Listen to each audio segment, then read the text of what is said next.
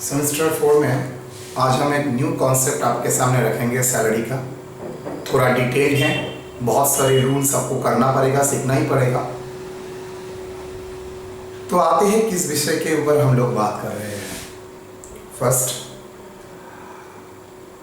हम लोगों ने सैलरी में 17(1) के ऊपर पूरा चर्चा किया। 17(1) में क्या था सर? उसके ऊपर था basic salary, dearness allowance, bonus, commission, taxable other allowances, provident fund, interest on provident fund. इसके बारे में चर्चा हुआ था 17(1) में। उसके बाद 17(3) में मैंने आया था। 17(3) में क्या था?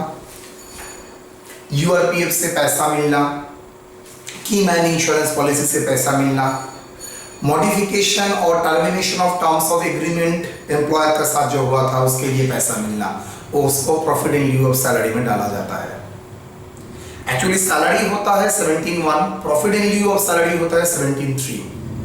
इन दोनों के बीच एक बचा है जिसको अब फुल लेंथ में हम लोग करेंगे। बहुत सारा क्लासेस, टाइम हम लोगों को डिवोट करना पड़ेगा। है आसान सा चीज, लेकिन याद रखना पड़ेगा, सबको याद रखना पड़ता है। दैट इज सबसे मजे का चीज, दैट इज परक्यूजिट्स। अभी हम लोग बात करेंगे परक्यूजिट्स के ऊपर। 17(2).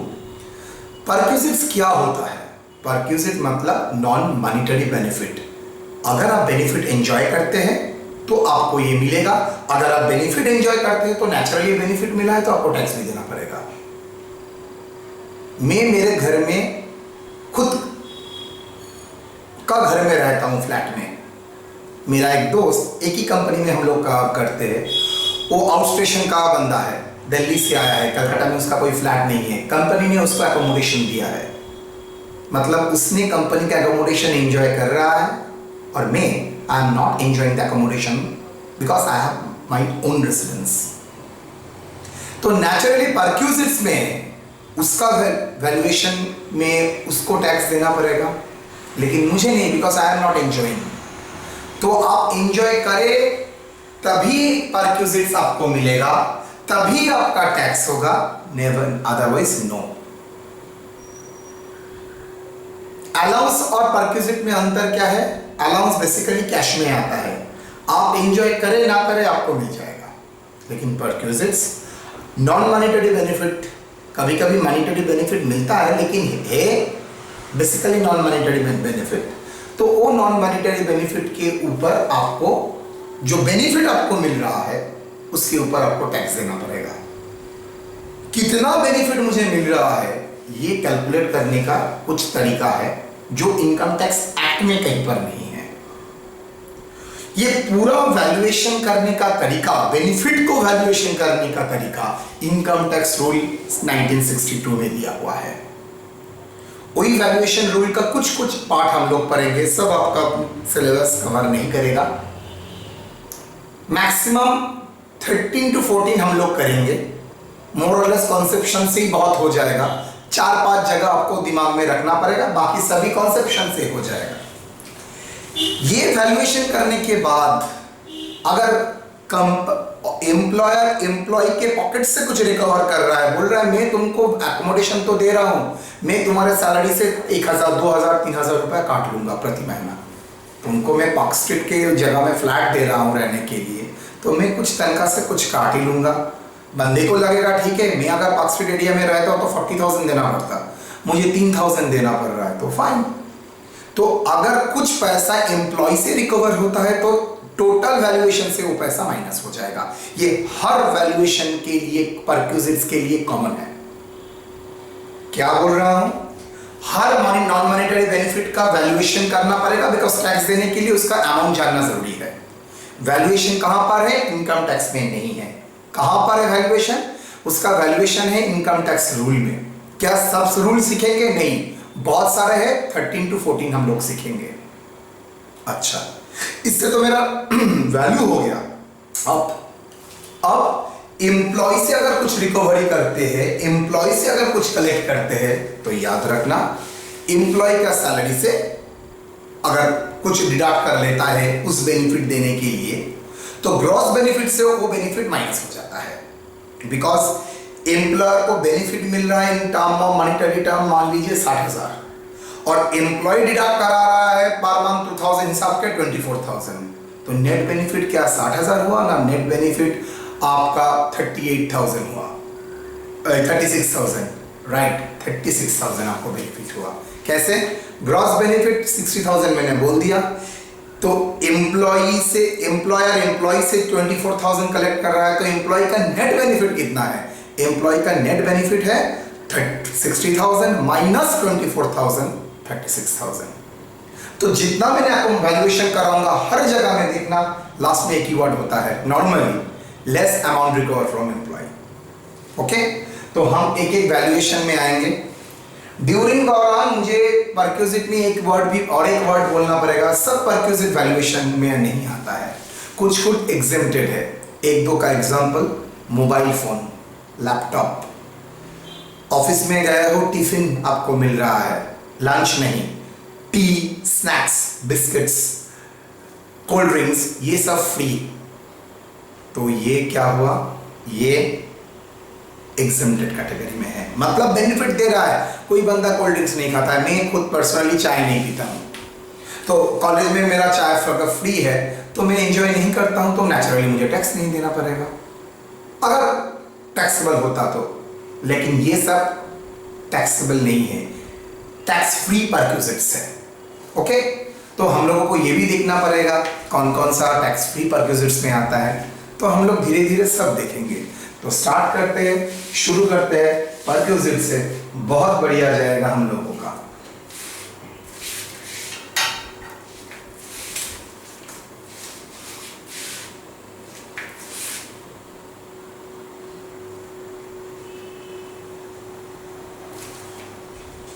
क्लास 6 रिकॉर्ड कर रहे हैं, सैलरी। कौन सा काम करेंगे? परक्विजिट्स, जिसका और एक भी नाम है पार्क।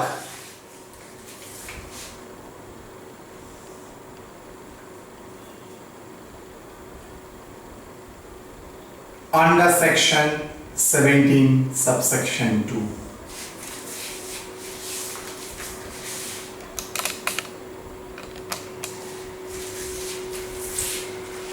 ओके, तो class 6 salary perquisite under section 17(2). बहुत सारा आइटम करना पड़ेगा, मैं एक एक करके जाऊंगा। पहले आते हैं आज के क्लास के लिए, एम्प्लॉयर कभी कभी क्या करता है, कुछ एसेट एम्प्लॉय को देता है यूज करने के लिए।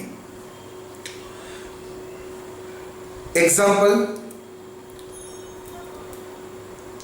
एम्प्लॉयर ने एम्प्लॉय को एक म्यूजिक सिस्टम दे दिया, बोला आप यूज कीजिए, गिफ्ट नहीं, यूज करने के लिए दिया है। अगर यूज करने के लिए दिया है तो ये तो बेनिफिट हुआ एम्प्लॉय के लिए, तो उसका वैल्यूएशन करना पड़ेगा। तो ये सब सिचुएशन में कैसे वैल्यूएशन होगा? Assets transfer to employee for use। Use purpose के लिए दे रहा है, बेचा नहीं जा रहा है, गिफ्ट नहीं है। ब्रैकेट में not sold, not gift, sold भी नहीं है और गिफ्ट भी नहीं है, तो ये क्या है? ये नॉर्मली एसेट दे रहा है, यूज खत्म हो जाएगा तो रिटर्न वापस। अच्छा, एम्प्लॉयर के पास ये एसेट कैसे आया? दो तरीके का ऑप्शन हो सकता है एम्प्लॉयर का खुद का पास है, एम्प्लॉयर दे रहा है, मतलब एम्प्लॉयर खुद ओन करता है, उसके पास में है, वो दे रहा है। और दूसरा, एम्प्लॉयर किसी से किराए में लेके आपको दिया है।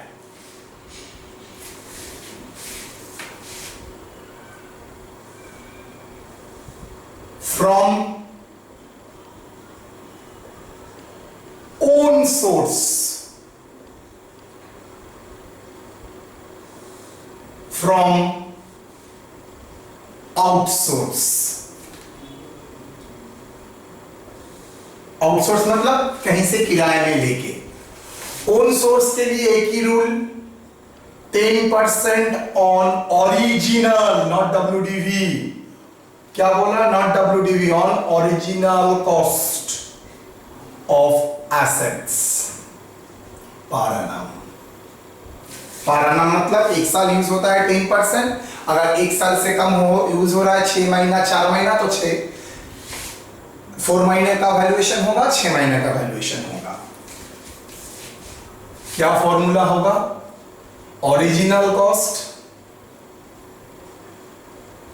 Into 10% into period used divided by 12। 99% case में ओरिजिनल कॉस्ट इंटू 10%। अगर आउटसोर्स करता है, higher charges paid by employer. Naturally employer अगर बाहर से आता है तो उसको लिए रेंट देना पड़ता ही है। रेंट क्यों? बिकॉज वो बंदा आपको तो फ्री में नहीं देगा, एम्प्लॉयर को। एम्प्लॉयर को मिलेगा तब आपको देगा। तो एम्प्लॉयर को जो राइट मिल रहा है, तो राइट खरीदने के लिए तो कुछ पैसा तो देना पड़ता है, दैट इज हायर चार्जेस। तो किराए में लिया तो एम्प्लॉयर हायर चार्जेस देगा, और खुद का सोर्स से दिया है तो 10% ऑफ ओरिजिनल कॉस्ट। ओके, पूरा चीज से लेस हो जाता है अमाउंट रिकवर्ड फ्रॉम एम्प्लॉय।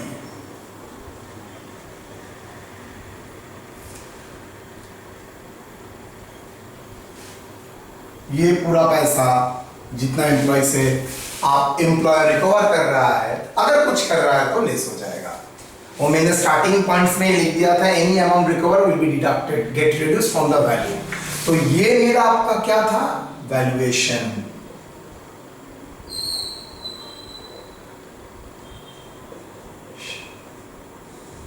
और ये लेस करने के बाद क्या हुआ? Net benefit. आप किसके ऊपर टैक्स देंगे? इसके ऊपर ना इसके ऊपर, ऑलवेज इसके ऊपर। क्लियर? तो वैल्यू करने के लिए मुझे ये याद रखना पड़ेगा, अगर रिकवर कुछ होता है तो लेस करके नेट बेनिफिट के ऊपर हम लोग टैक्स देंगे। तो ये था ग्रॉस बेनिफिट,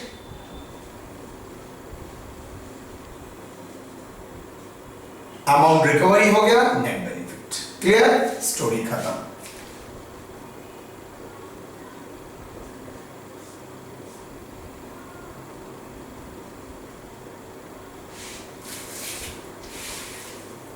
नोट,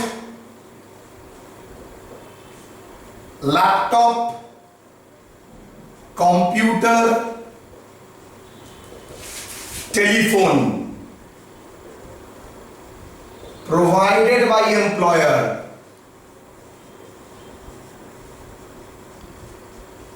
क्या है? Is exempted from perquisites, because माना जाता है ये दिया जाता है for your official work. Phone में सिर्फ ऑफिस वर्क होगा, पर्सनल वर्क, पर्सनल बात भी तो होता है, तो इसका कोई वैल्यूएशन का जरूरत नहीं है, बिकॉज ये एग्जेम्प्टेड परक्यूजिट्स में आता है। Exempted.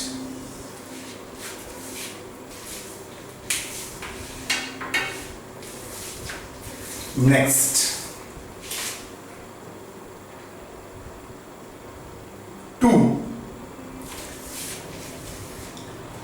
obligation of employee paid by the employer. Obligation of employee paid by employer.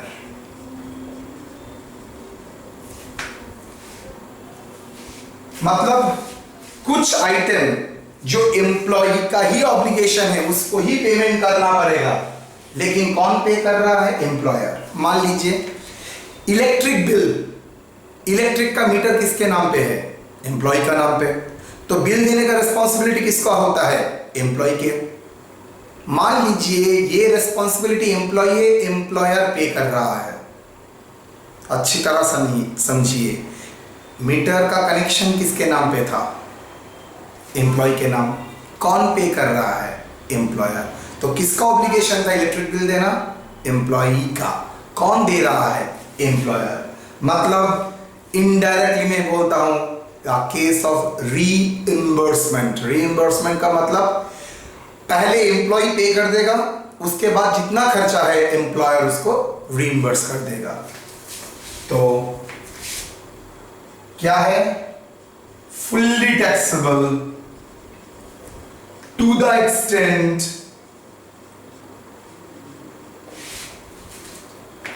Amount paid by employer.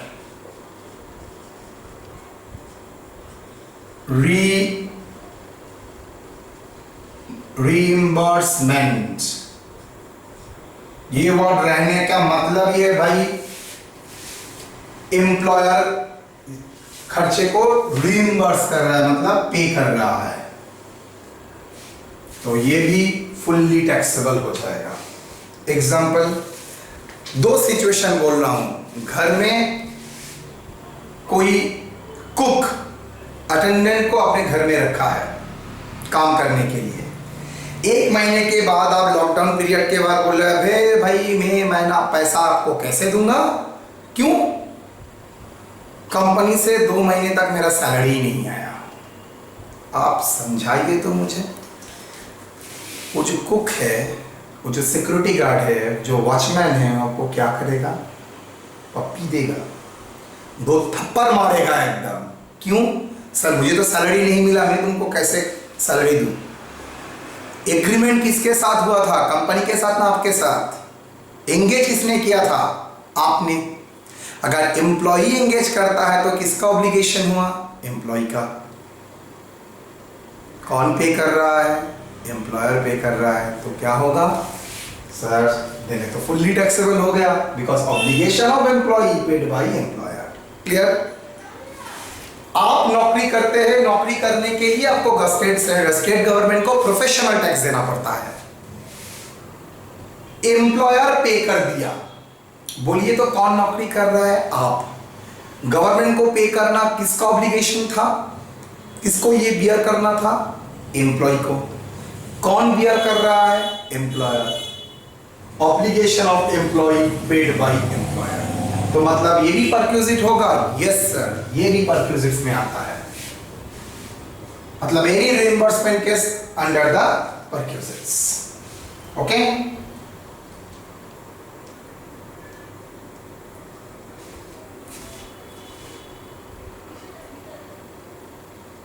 Illustration 1 कराते हैं, उसके बाद नेक्स्ट पार्ट में आएंगे। 1 और 2 हो गया, इसके ऊपर ही इलस्ट्रेशन 1 है।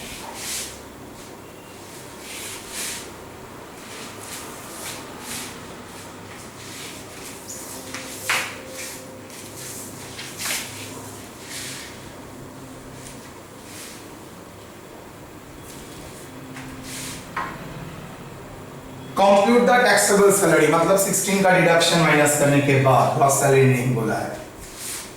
Computation of illustration 1, computation of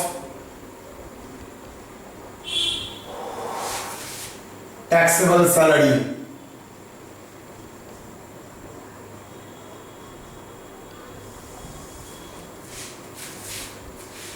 basic salary,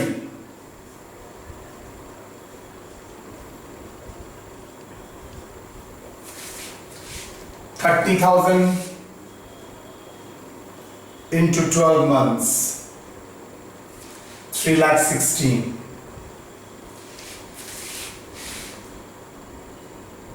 House rent allowance,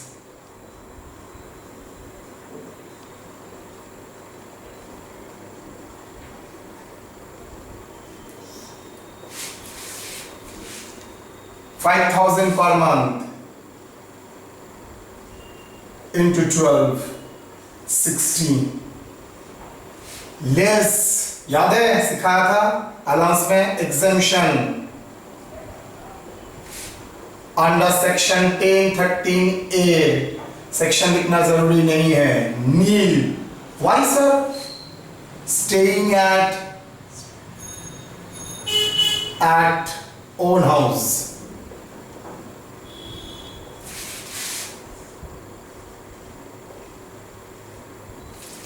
staying at own house तो खुद के घर में रहेगा तो रेंट पेड तो जीरो हो जाएगा, तो एग्जेम्पशन तो ऐसे ही जीरो होगा, तो fully taxable. Professional tax of employ paid by employer. अब परक्विजिट शुरू हो गया. Perquisites under section 17 subsection 2. Professional tax of employee, किसका प्रोफेशनल टैक्स था? एम्प्लॉय का. तो किसका ऑब्लिगेशन था? एम्प्लॉय का. कौन पेड अप कर रहा है? एम्प्लॉयर. तो professional tax paid by employer. ये एम्प्लॉयर का खर्चा एम्प्लॉयर खुद पे कर रहा है. किसके बिहाफ पर? एम्प्लॉय के बिहाफ पर. एम्प्लॉय ने नहीं पे किया, एम्प्लॉयर अपना पॉकेट से दे रहा है. तो obligation of employ paid by employer. How much?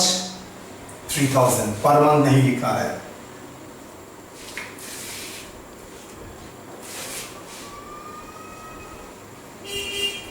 Next, electric bill reimbursed. किसका ऑब्लिगेशन है? Electric bill reimbursed. How much? 10,000. बोल सकता है खर्चा 15,000, रीइंबर्समेंट 10,000. कितना लेंगे? ओनली 10,000. मतलब जितना रीइंबर्स किया है ये भी obligation of employ paid by employer. TV provided by employer for personal use. देखिए कॉस्ट लिखा है, मतलब ओन सोर्स मान के चलेंगे. TV provided by employer. TV provided from own source.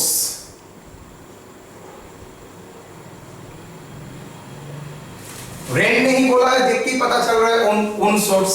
नहीं तो एम्प्लॉय को दूसरे से अगर लेके देता है तो उसका रेंट तो बोलना पड़ेगा ना. कुछ नहीं बोला तो एज्यूमिंग वही own source. 30,000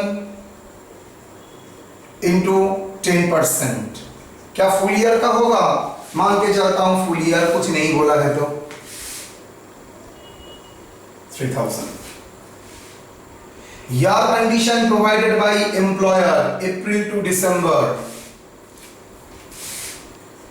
AC provided from own source. Rent नहीं बोला है तो मतलब ओन सोर्स. कितना? अच्छी तरह से देखो, 50,000 के ऊपर ओरिजिनल कॉस्ट के ऊपर 10% इंटू 9/12. यहां पर 12/12 हुआ था इसलिए कट के 1 हो गया था. यहां पर 9/12 डन, बिकॉज नॉर्मल यूज हुआ था और 10% एनुअल डिप्रिसिएशन के हिसाब से चार्ज होता है. Into 10% into 9 divided by 12, 3750. Washing machine provided from outside बोल दिया है, मंथली रेंट 500. कॉस्ट बोल दिया है, कोई मतलब नहीं है बिकॉज मंथली रेंट बोल दिया है. वॉशिंग मशीन प्रोवाइडेड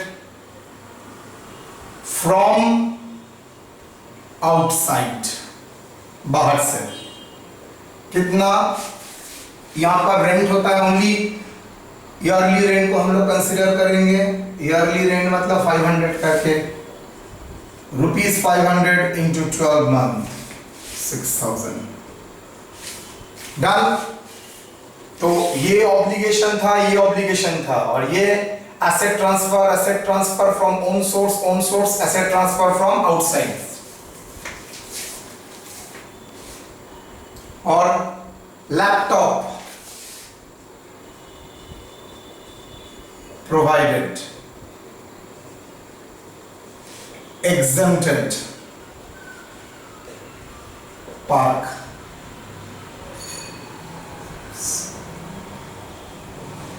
नील।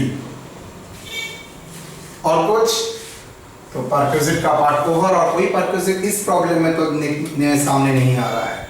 3000, 10,000, 3000, 3750, 6000 plus 25,750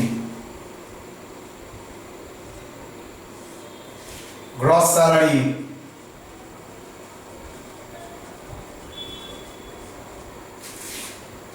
plus 4,20,000, 4,45,750 less deduction under section 16 1A standard deduction, कल ही करा था।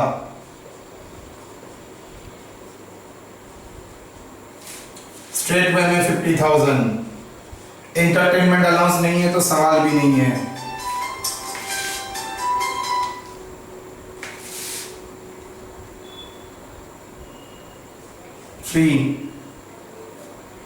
प्रोफेशनल टैक्स पेड, वो पे करता है और एम्प्लॉय पे करता है, इंपॉर्टेंट नहीं है। एम्प्लॉय के नाम पे हुआ तो एम्प्लॉय को डिडक्शन मिल जाएगा। कितना professional tax? 3000।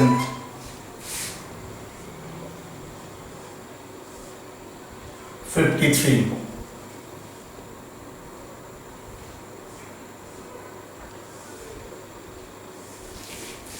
taxable salary।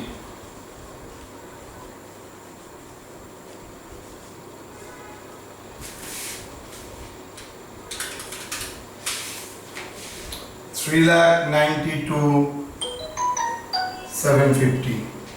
Okay, so that is gross salary. Total salary हो गया, डिडक्शन हो गया, करने के बाद आपका हो गया टैक्सेबल सैलरी। डन। तो दो परक्विजिट का रूल सीखा, उसका वैल्यूएशन में आपके सामने रखा। Sorry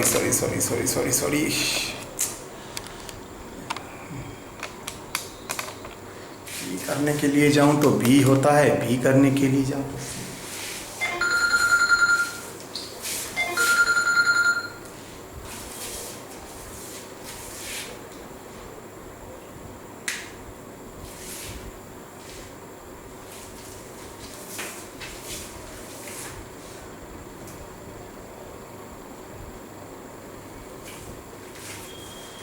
okay. अब नेक्स्ट पड़ाव में आते हैं, कॉपी कर लीजिए, education facility.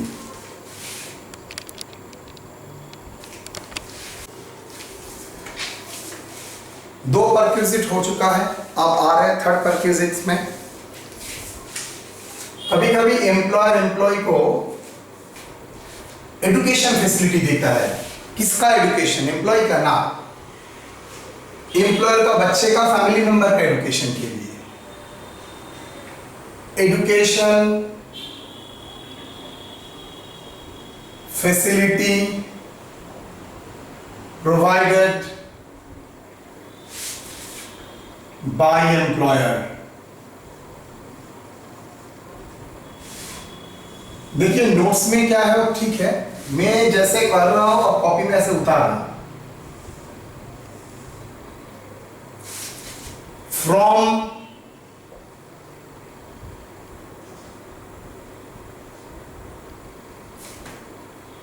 from institution, that is school or colleges,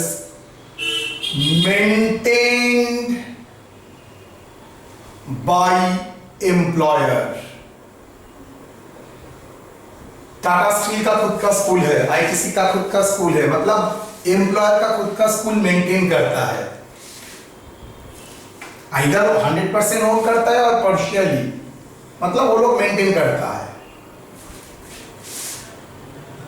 from outsource,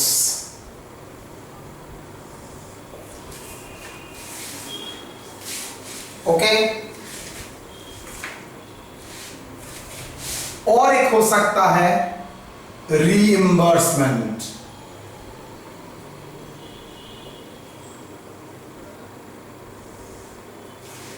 outsource मतलब मेरा स्कूल नहीं, दूसरा कोई मेंटेन करता है।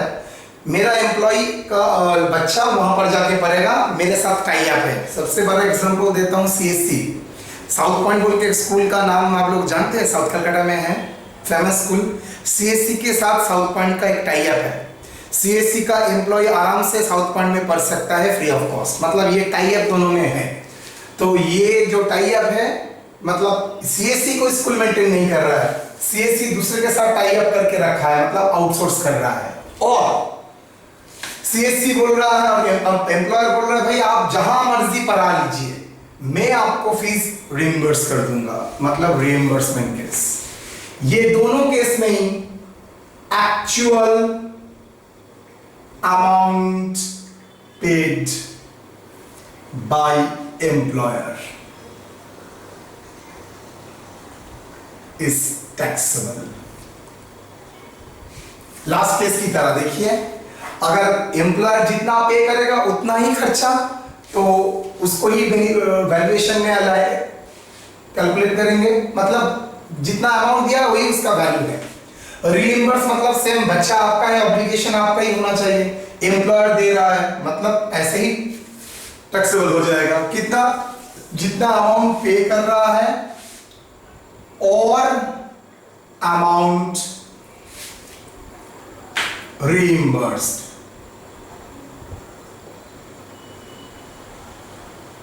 एक ही मतलब हुआ।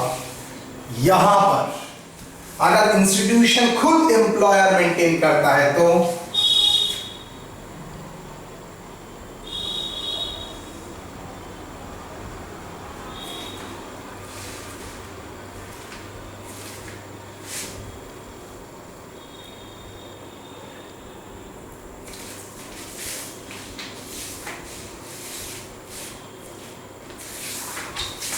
Market value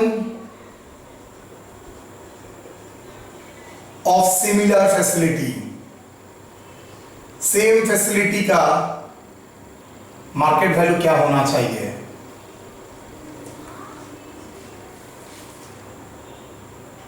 less exemption, very important, rupees 1000 per month per children, no limit,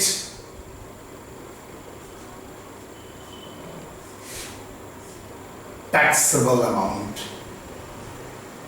बेटा अच्छी तरह से देखो, बहुत छोटा छोटा चीज सामने आएगा। ये फैसिलिटी एम्प्लॉयर दे रहा है किसको? To the family member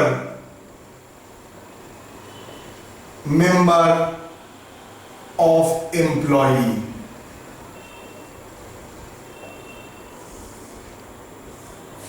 family member में वाइफ हो सकता है, ब्रदर हो सकता है, सिस्टर हो सकता है, चिल्ड्रन भी हो सकता है। तो market value of similar facility हो रहा है, ब्रदर को दे रहा है, सिस्टर को दे रहा है, चिल्ड्रन को दे रहा है, उसका वैल्यू जो एजुकेशन फैसिलिटी दे रहा है उसका ईयरली वैल्यूएशन क्या है? 2 बच्चे को दे रहा है और ब्रदर सिस्टर को दे रहा है, तो 4 जन का टोटल वैल्यू क्या है? Value less. एग्जेम्पशन में वेरी इंपॉर्टेंट, ये एग्जेम्पशन सिर्फ मिलता है बच्चों के लिए, मतलब ब्रदर के लिए नो एग्जेम्पशन, वाइफ के लिए नो एग्जेम्पशन, सिस्टर के लिए नो एग्जेम्पशन, ओनली चिल्ड्रन के लिए एग्जेम्पशन है। अगर जिस जिस इंस्टीट्यूशन में बच्चा पढ़ रहा है वो इंस्टीट्यूशन अगर एम्प्लॉयर का खुद का है तो। अदर केस मतलब रीइंबर्समेंट आउटसोर्स में क्या, no exemption, full tax.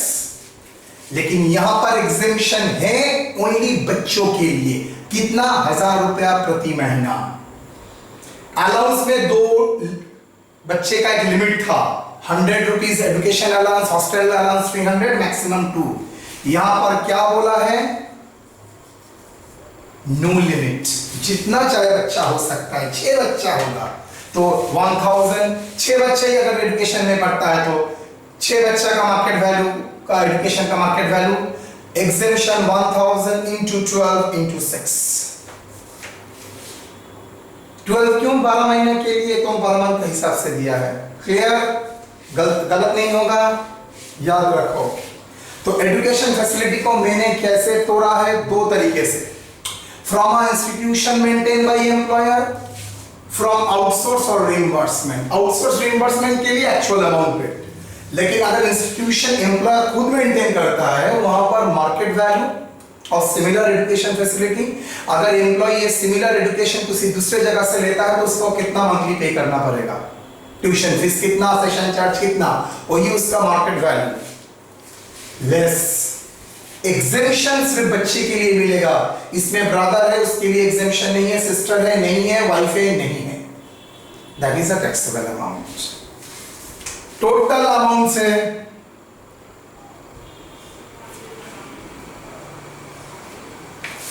Less amount recovered from employee.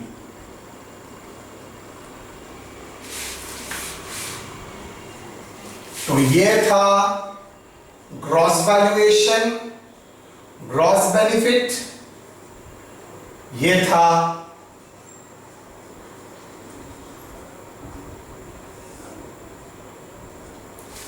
Net benefit. Done, that is gross benefit, that is net benefit.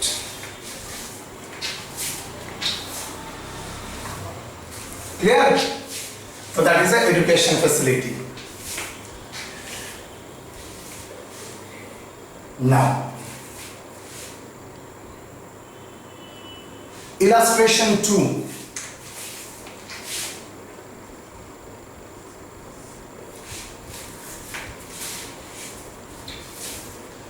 Basic salary. Basic salary 32,000 into 12 months.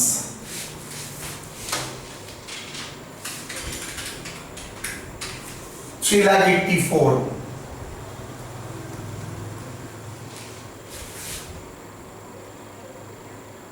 DA कोई कुछ नहीं बोला था, assuming forming part.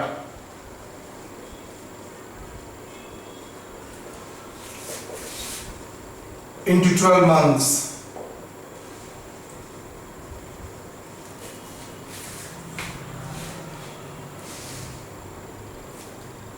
Employer provided free education facility maintained by employer to his brother and 2 children.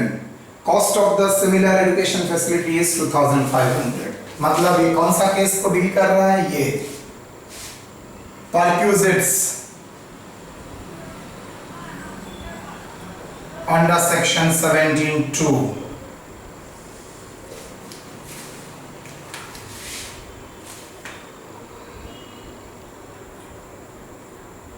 Education facility.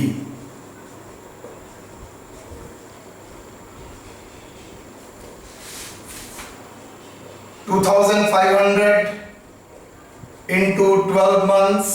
कितना लोगों को दे रहा है, 3, बच्चा 2, भाई 1। 12 into 2,500 into 3, 90,000.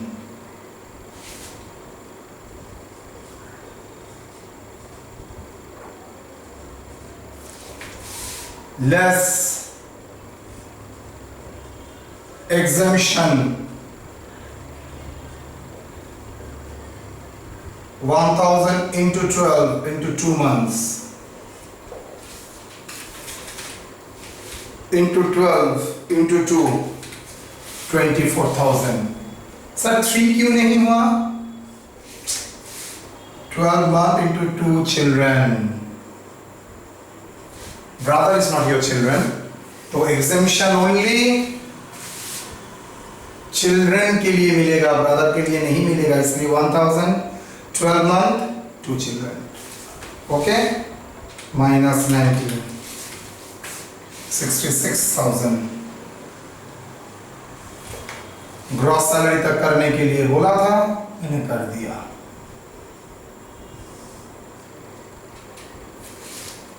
$3,84,000 plus $1,20,000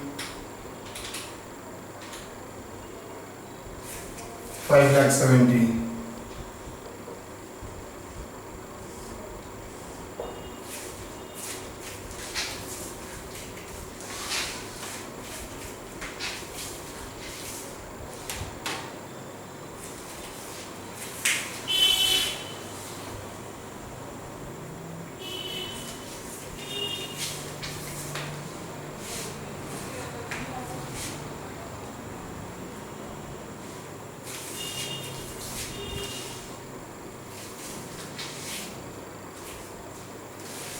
done. तो एजुकेशन फैसिलिटी के ऊपर कॉन्सेप्शन क्लियर. नेक्स्ट प्रॉब्लम में और रिइंबर्समेंट वाला केस यहाँ पर दिखाऊंगा नेक्स्ट इलस्ट्रेशन में. यहाँ तक देख लीजिए. तो 3 देखते देखते 13 14 में 3 हो गया. Education facility provided by employer, obligation, asset transfer.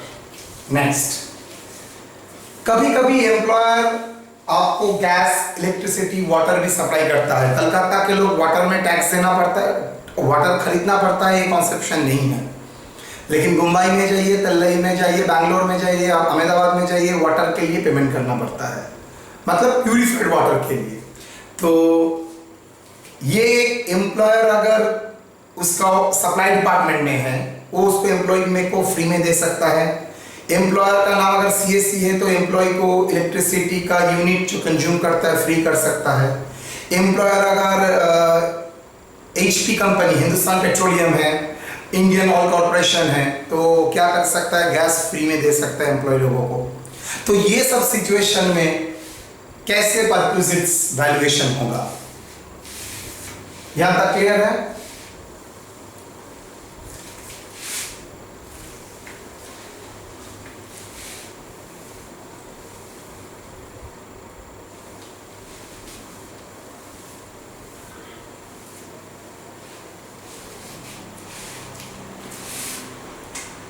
Gas, electricity,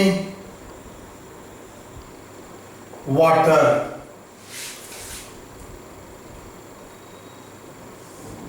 दो. नंबर 4, फ्रॉम ओन सोर्स,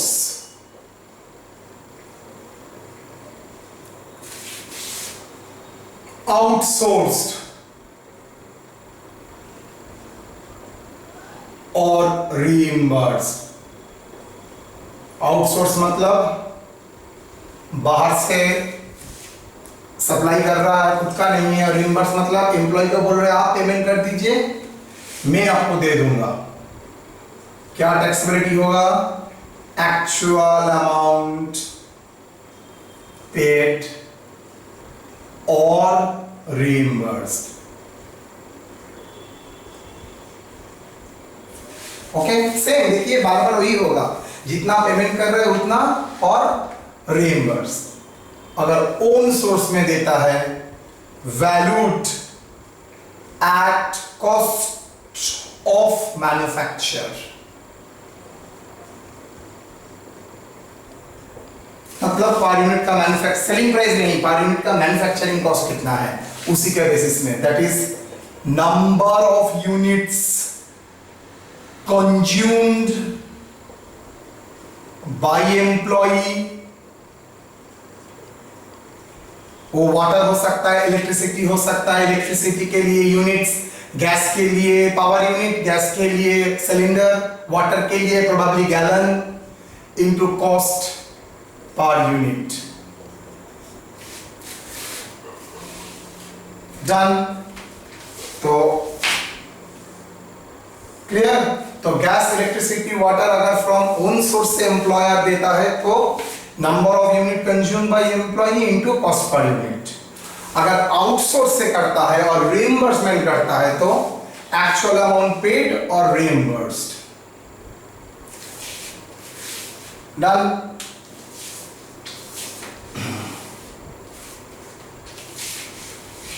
पांच,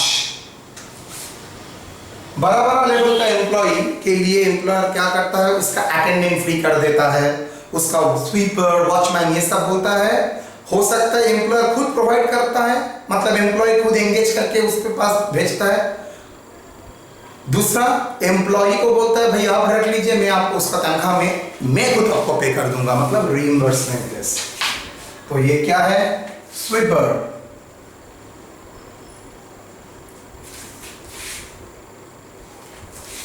वॉचमैन, गार्डनर,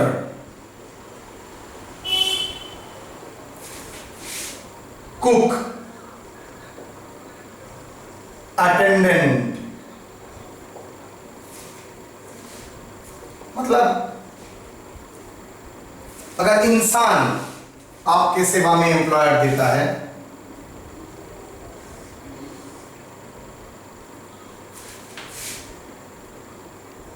ये ऑलवेज आउटसोर्स्ड होता है,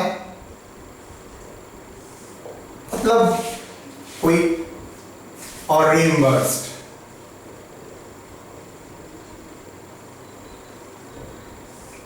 दोनों के लिए सेम, एक्चुअल अमाउंट पेड और रीइंबर्स्ड।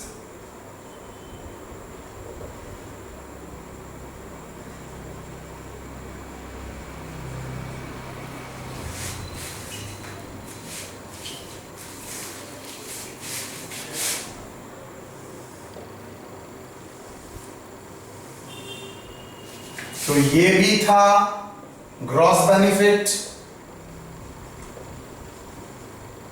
ये भी था gross benefit.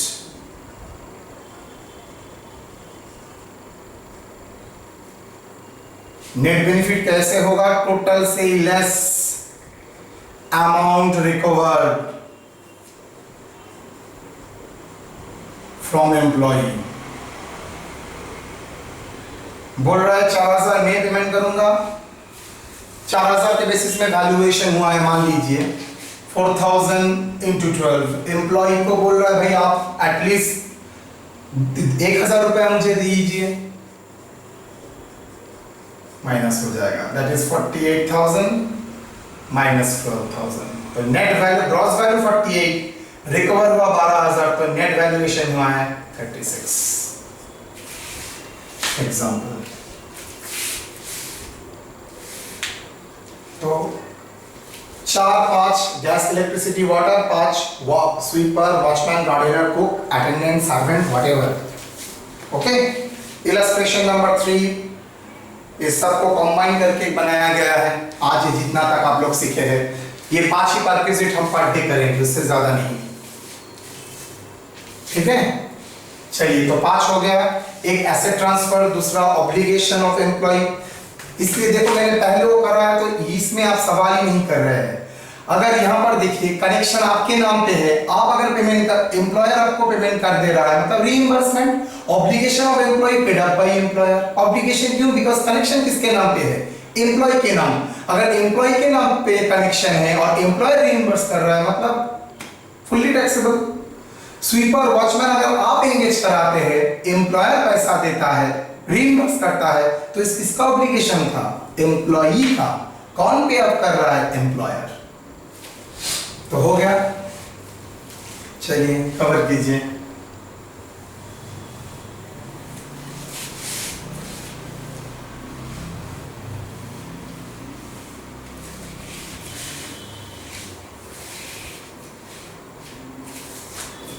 Illustration 3.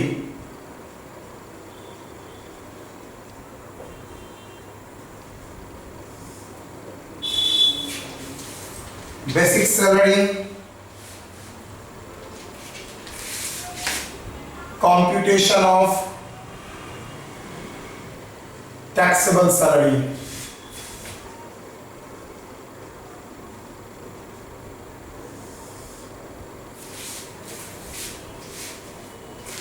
Basic salary,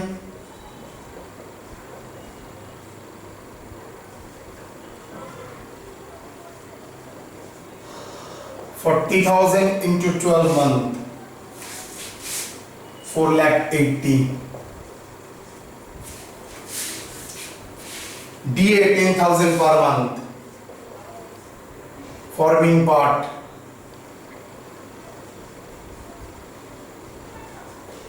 Rupees 10,000 into 12 months, 1,20,000. Employer provided free education facility to the two children. The cost borne by the employer rupees 3,000. देखिए ये एजुकेशन फैसिलिटी ओन इंस्टीट्यूट में नहीं है, because cost bone बोल रहा है, not a market value. अगर cost bone बोल रहा है तो perquisites under section 17(2) education facility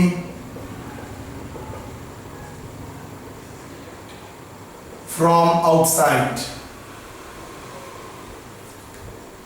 3,000 into 12.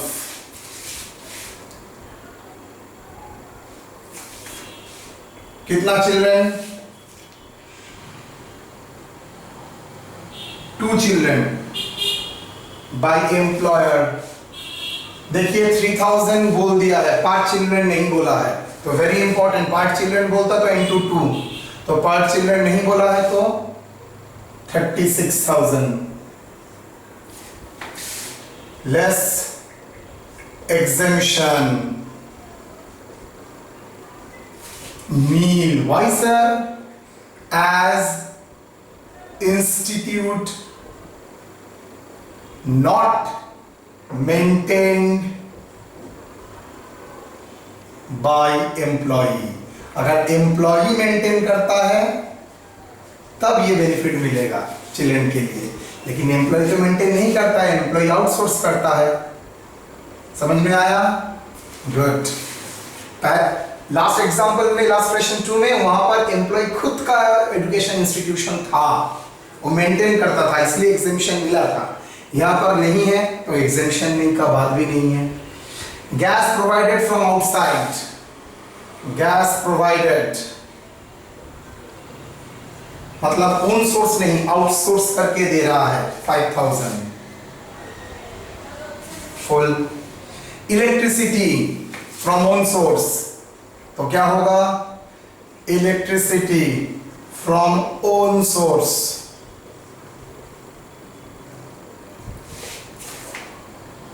From outside था। कितना यूनिट कंज्यूम किया? 2000 यूनिट्स। इनटू मैन्युफैक्चरिंग कॉस्ट कितना है? 3 रुपया करके, तो 2000 यूनिट्स इंटू ₹2, 2 ना 3, 6,000। तो कैश हो गया, बेसिक हुआ, डीए हुआ, परक्विजिट्स में एजुकेशन फैसिलिटी हुआ, no exemption because own facility institution नहीं था, गैस इलेक्ट्रिसिटी हो गया। अच्छा, अमाउंट रिकवर भी बोल दिया 3,000, बाप रे बाप। अच्छा 6,000 less amount recovered from him 3,000 नहीं देखा था, sorry. Watchman provided by employer, watchman security provided 12,000. Cook salary reimbursed, salary reimbursed 1500 into 12 months, 18,000। Professional tax देखिए पेड बाय एम्प्लॉय बोला है, एम्प्लॉयर नहीं, मतलब एम्प्लॉय का ऑब्लिगेशन एम्प्लॉय पे किया, तो कौन सा बेनिफिट लिया? जिसका ऑब्लिगेशन वही तो पे करेगा, तो ये यहाँ से कोई बेनिफिट नहीं मिल रहा है। अगर एम्प्लॉयर पे करता, पहले प्रॉब्लम में इलस्ट्रेशन 1 में एम्प्लॉयर पे कर दिया था, obligation of employ paid up by employer, in that situation taxable होता था। लेकिन यहाँ पर तो ऑब्लिगेशन एम्प्लॉय का और एम्प्लॉय पे कर रहा है, कोई बेनिफिट एक्स्ट्रा नहीं हो रहा है।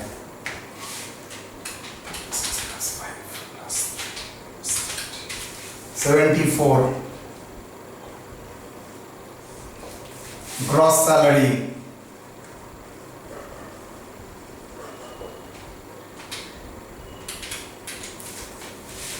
$6,74,000 less deduction under section 16 number 1A। Section लिखना जरूरी नहीं है, ABC लिखोगे तब भी चलेगा, 1 2 3 लिखोगे तभी भी होगा। स्टैंडर्ड डिडक्शन, स्टैंडर्ड डिडक्शन जितना तक मुझे याद है 50,000। 3 प्रोफेशनल टैक्स पेड, एम्प्लॉयर पे करे तब भी उसको डिडक्शन मिलेगा, एम्प्लॉय पे करे तब भी मिलेगा। अगर हाँ एम्प्लॉयर पे कर देता है तो उसके लिए वो परक्विजिट भी हो जाएगा।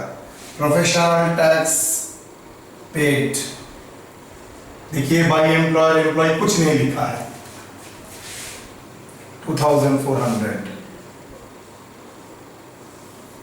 52,000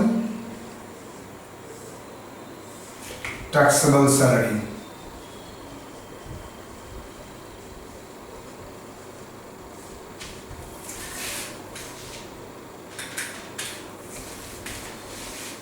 $6,21,000।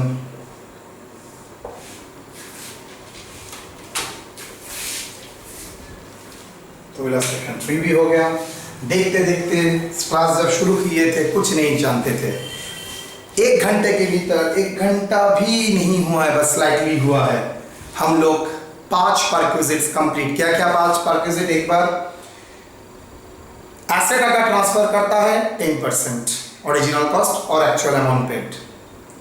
Obligation of employ paid by employer, full amount reimburse valuation में आएगा। एजुकेशन फैसिलिटी अगर उन इंस्टीट्यूशन से देता है तो मार्केट वैल्यू, अगर अदरवाइज है तो एक्चुअल अमाउंट। एग्जेम्पशन सिर्फ उन एजुकेशन फैसिलिटी से अगर देता है तभी मिलेगा, वो भी चिल्ड्रन के लिए 1,000 रुपये पर मंथ, लेकिन कोई लिमिट नहीं है, जितना बच्चा हो सकता है होगा। 4th हम लोग सीखे गैस, इलेक्ट्रिसिटी, वाटर। अगर एम्प्लॉयर खुद का सोर्स से देता है तो मैन्युफैक्चरिंग कॉस्ट, अगर आउटसोर्स करता है, रीइंबर्स करता है तो जितना अमाउंट पे किया। उसके बाद आया वॉचमैन, स्वीपर, गार्डनर, अटेंडेंट। अगर ये तो खुद का सोर्स नहीं हो सकता है, आउटसोर्स ही होगा ऑलवेज, तो आउटसोर्स से होगा तो एक्चुअल अमाउंट, रीइंबर्स होगा तो जितना अमाउंट रीइंबर्स किए। ये जितना अभी तक बोला सब ग्रॉस वैल्यूएशन, सब अमाउंट से ही लेस हो जाएगा जितना अमाउंट एम्प्लॉय से रिकवर किया। तो gross benefit less amount recover, net benefit आ जाएगा। Clear? Hope it will cover your purpose. 5 हो गया। नेक्स्ट दिन में भी हम लोग 5 करेंगे, देखते देखते देखिएगा 10 खत्म हो जाएगा। चलिए बेटा कॉपी कीजिए।